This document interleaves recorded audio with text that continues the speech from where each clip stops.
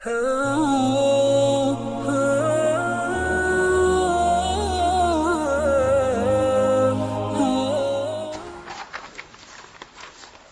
موسیٰ علیہ السلام پر اللہ تعالیٰ نے وحی نازل فرمائی. بہت سمجھنے سوچنے والی بات ہے کہ اے میرے پیارے موسیٰ علیہ السلام، جو میرا نافرمان ہو مگر ماں باپ کا فرما بردار ہو، میں اس کا نام فرما برداروں میں لکھ دیتا ہوں، اور جو میرا فرما بردار ہو مگر ماں باپ کا نافرمان ہو تو میں اس کا نام اپنے نافرمانوں میں شمار کر لیتا ہوں.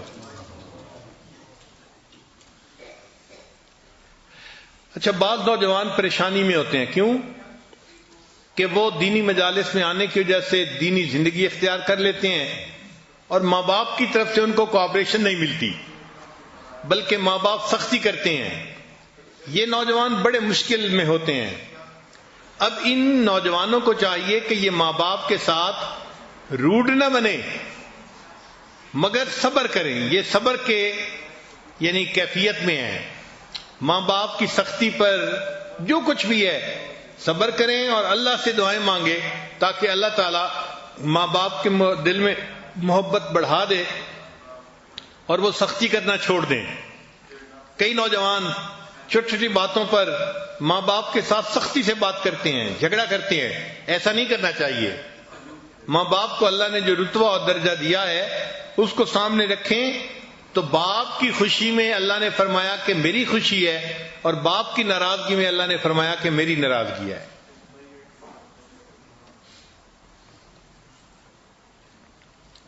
اس لیے حدیث پاک میں ہے کہ نبی علیہ الصلوۃ والسلام منبر پر چڑھنے لگے تو فرمایا آمین، پھر فرمایا آمین، پھر فرمایا آمین. صحابی نے پوچھا اے اللہ کے حبیب صلی اللہ علیہ وسلم، آج یہ کیا معاملہ ہوا؟ تو نبی علیہ السلام نے فرمایا کہ جب میں منبر پر چڑھنے لگا تو جبریل علیہ السلام میرے پاس آئے تھے اور انہوں نے آ کے 3 بد دعائیں کی اور میں نے تینوں بد دعاؤں کے اوپر آمین کہی. اب آپ غور کریں، ماں جتنی بھی بچے سے ناراض ہو بچے کو بد دعا نہیں دیتی. بد دعا تو کوئی نیک ماں تب دے گی نا جب بہت آخیر ہو جائے گا.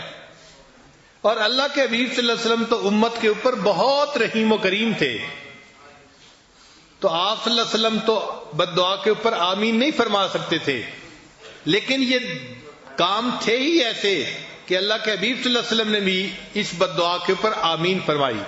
وہ 3 بد دعائیں کون سی تھیں؟ جبریل السلام نے کہا اے اللہ کے حبیب صلی اللہ علیہ وسلم، برباد ہو جائے وہ شخص جس نے رمضان کا مہینہ پایا اور اس نے اپنی بخشش نہ کروائی. نبی علیہ السلام نے فرمایا آمین. اس لیے کہ رمضان میں جو بندہ اللہ کے سامنے سچی توبہ کرتا ہے اللہ اس بندے کو اپنے در سے خالی نہیں لوٹاتے. اور جو رمضان کے اس رحمت بھرے مہینے میں بھی اپنی بخشش نہ کروا سکا یہ تو بہت شقی انسان ہے، بدبخت ہے. تو نبی علیہ السلام نے اس پر آمین فرما دی. اور دوسری بات جبریل السلام نے کہا برباد ہو جائے وہ شخص جس نے اپنے ماں باپ کو بڑھاپے کی حالت میں دیکھا اور پھر اس نے ان کی خدمت کر کے اپنی بخشش نہ کروائی. تو نبی علیہ السلام نے فرمایا آمین. اور تیسری بد دعا کہ برباد ہو جائے وہ جس کے سامنے آپ کا ذکر مبارک ہوا اور اس نے آپ کے اوپر درود شریف نہ پڑھا. تو سوچئے کہ ماں باپ کو بڑھاپے میں پانا اور پھر اپنی بخشش نہ کروانا یہ کتنا بڑا جرم ہے.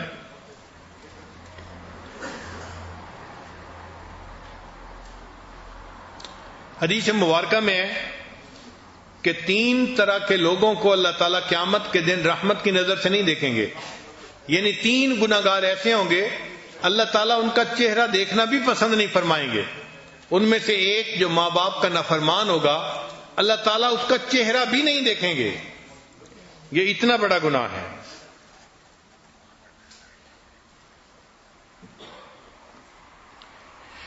ایک حدیث مبارکہ میں ہے کہ 4 بندے جنت میں کبھی داخل نہیں ہوں گے. یعنی یہ نہیں ہوگا کہ جہنم میں گئے اور کچھ عرصہ سزا کے بعد پھر جنت میں. حدیث پاک ہے کہ وہ جنت میں داخل ہی نہیں ہوں گے. ایک سود کھانے والا، دوسرا شراب پینے والا، تیسرا یتیم کا مال کھانے والا، اور چوتھا ماں باپ کا نافرمان انسان۔ یہ 4 بندے جنت میں کبھی داخل نہیں ہوں گے۔ اللہ تعالیٰ نے 7 بندوں پر لعنت فرمائی ہے، اور ان 7 بندوں میں سے ایک وہ ہے جو ماں باپ کا نافرمان ہوتا ہے، اس پر اللہ تعالیٰ نے لعنت فرمائی ہے۔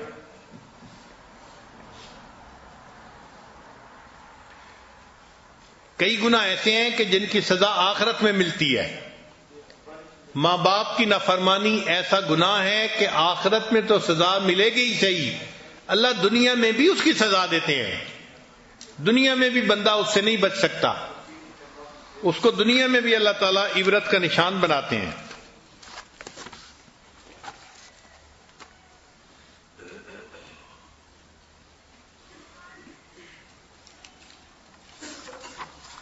اب ایک اور ریسرچ سن لیجیے،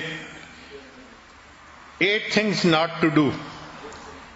وہ 8 باتیں جس سے ماں باپ بہت ہرٹ ہوتے ہیں، ان کو تکلیف پہنچتی ہے، وہ نہیں کرنی چاہیے۔ ایک، جیسے بیٹا باپ سے بات کر رہا ہے، کہتے ہیں how can you not remember that, آپ کو کیسے یہ بات یاد نہیں؟ یہ فکر کبھی نہ بولیں، اس لیے کہ بڑھاپے کی وجہ سے اگر میموری لاس ہو چکا ہے تو ان کے اختیار میں نہیں ہے۔ اگر آپ ان کو ریئلائز کروائیں گے تو ان کو دکھ ہوگا۔ تو ماں باپ کو کبھی نہ کہیں کہ آپ کو یہ بات کیوں یاد نہیں ہے۔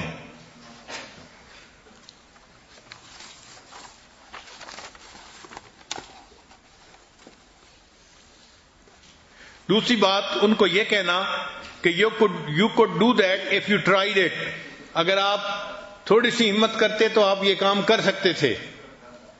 تو ماں باپ کو یہ تجویز دینے کی ضرورت نہیں ہوتی، ان کو دکھ ہوتا ہے اس بات سے۔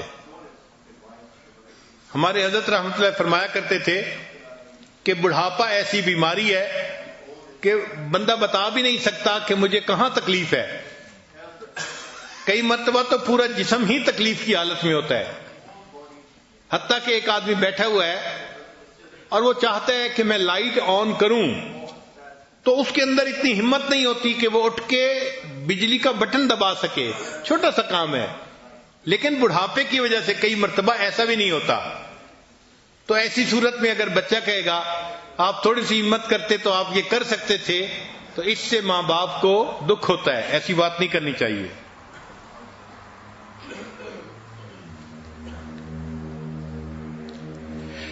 پھر ایک فکرہ، I showed you yesterday how to use this machine۔ Kitchen کی کوئی مشین ہے یا سیل فون ہے یا کوئی اور ایسی چیز ہے، وہ آپ نے اپنے والد کو بتایا کہ اس کو یوں کرنا ہے۔ اب اگر وہ دوبارہ پھر آپ سے پوچھتے ہیں تو آپ ان کو یہ مت کہیں کہ I showed you yesterday how to use this machine، بھول جاتے ہیں۔ اس لیے ان کو اگر دوبارہ پوچھیں تو دوبارہ بتا دینا چاہیے۔ ایک اور بھی فکرہ کہ daddy you already told me that. کئی مرتبہ ماں باپ کوئی بات کرتے ہیں تو وہ بھول جاتے ہیں کہ ہم نے بات کی یا نہیں کی، تو وہ دوبارہ پھر بات کر دیتے ہیں، تو بچے تنگ ہوتے ہیں۔ آپ نے پہلے بھی تو یہ بات کی ہے بھائی، اگر پہلے بھی بات کی ہے اور دوبارہ پھر کر دی تو کون سا نقصان ہو گیا؟ آپ خاموشی سے سن لیں۔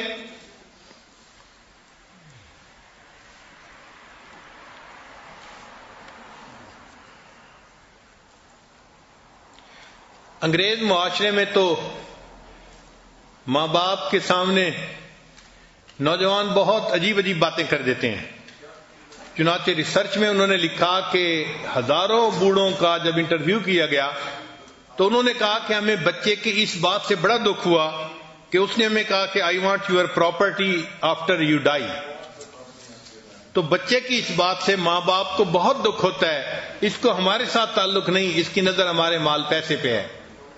مسلمان معاشرے میں تو بچے ایسی بات نہیں کرتے عام طور پہ، الا کہ کوئی بہت ہی بگڑا ہوا نوجوان ہو، مگر کفر کے معاشرے میں ایسی باتیں کرتے ہیں۔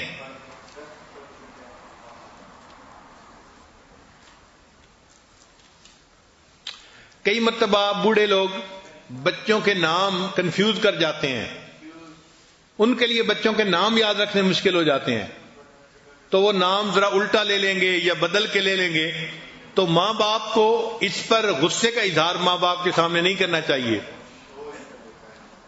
کہ ہم نے آپ کو پہلے سے بتایا تھا کہ ہماری بیٹی کا یہ نام ہے، آپ یہ کیوں پکار رہے ہیں؟ تو بڑھاپے کی وجہ سے نام بھول جانا یا ملتا جلتا نام لے لینا یہ کوئی بڑی بات نہیں ہوتی، اس پہ ان کے ساتھ روڈلی بیہیو نہیں کرنا چاہیے۔ اور ریسرچ کا آخری پوائنٹ کہ ماں باپ کو بلیم مت کریں، آپ کی وجہ سے یہ ہوا اور اس وجہ سے یہ ہوا، آپ نے ایسے کیا تو یہ ہو گیا۔ ماں باپ کو بڑھاپے میں کبھی بلیم مت کریں، اس سے ان کو تکلیف ہوتی ہے، وہ ہرٹ ہوتے ہیں۔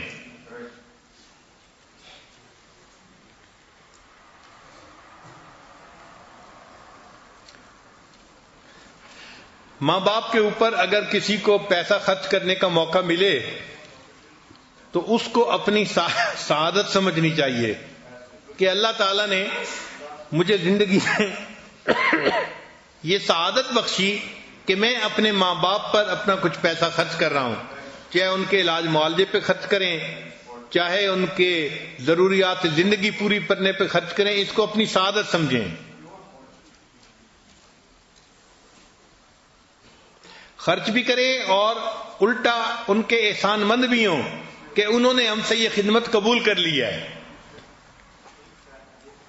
صرف پیسے کی بات نہیں ہوتی، پیسے کے ساتھ جو ایموشنز ہوتے ہیں نا وہ بہت اہم ہوتے ہیں۔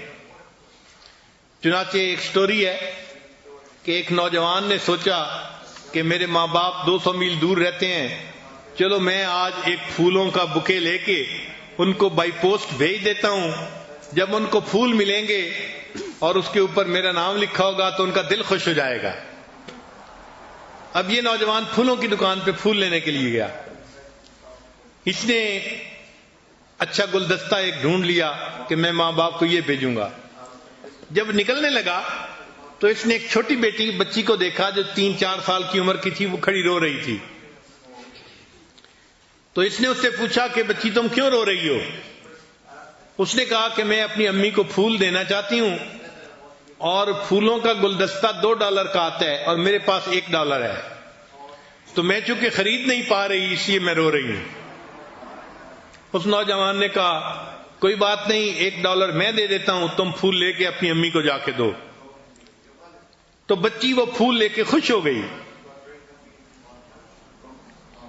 جب بچی نے بھی پھول لے لیے اور وہ بھی نکلنے لگی اور نوجوان بھی نکلنے لگا تو نوجوان نے کہا کہ تم کہاں جاؤ گی؟ میرے پاس گاڑی ہے، میں تمہیں چھوڑ دیتا ہوں۔ تو بچی نے کہا ٹھیک ہے آپ مجھے چھوڑ دے۔ تو اس نوجوان نے اس چھوٹی بچی کو اپنے ساتھ والی سیٹ پر بٹھا لیا اور پوچھا کہ تم نے کہاں جانا ہے؟ اس لڑکی نے آبادی کی بجائے شہر سے باہر کی جگہ بتائی۔ نوجوان گاڑی چلاتا رہا، تھوڑی دیر کے بعد قبرستان آ گیا۔ وہ بچی گاڑی سے اتری